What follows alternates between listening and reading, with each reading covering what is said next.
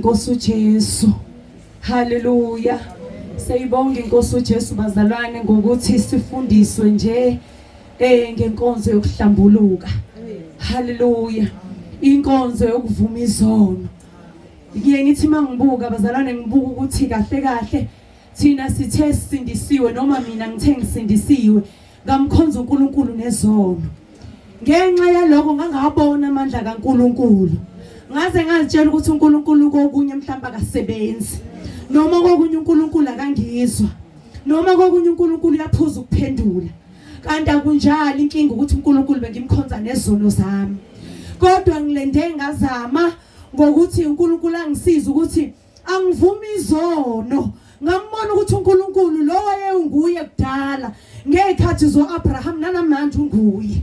uNkulunkulu ongahluleki, uNkulunkulu wayizolo nanamhlanje nakusasa. uNkulunkulu osenguye lo uNkulunkulu wezimanga. Haleluya.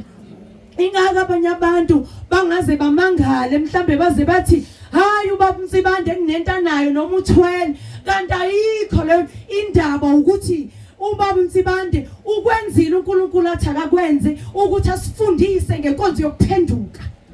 Haleluya. Uma sesiphendukile ebese uNkulunkulu eyenza umsebenzi kuthina engenzanga nalokwenza into eningi, esifundisile ukuthi phendukani nivume izono, ebese ningena emkhosini, ebese sibona uNkulunkulu ezenza izinto nangathi uqobo. Uthola ukuthi ubaba Msibande akasakhulekanga nokukhuleka ngenxa yokuthi sizivumile izono sama kahle noNkulunkulu. Siyambonga uNkulunkulu ngenkonzo yokuphenduka. Siyabonga uNkulunkulu ngokuthi asifundise ngokuvuma izono. Abanye bayasigxeka ngokuvuma izono, masikhuluma bakhona nje abasigxeka bazalwane nala endaweni yasemafakatini.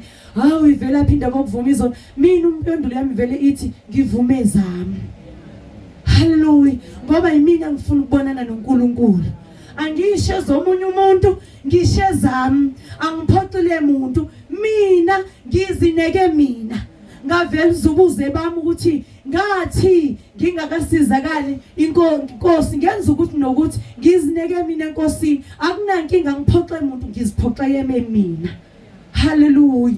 Ngizozivume zami ukuze inkosi ibonakale endleleni yami yokukholwa. Ngizozivume zami ukuze libonakale levangeli lokuphenduka ukuthi likhona ngempela. Ngoba ngenxa yezono bazalwane uthola ukuthi leli ivangeli lokuphenduka libonakala. Kuthiwe kuyafana nje ukusindiswa nokungasindiswa, kodwa iqiniso lithi akufani uma sovuma izono.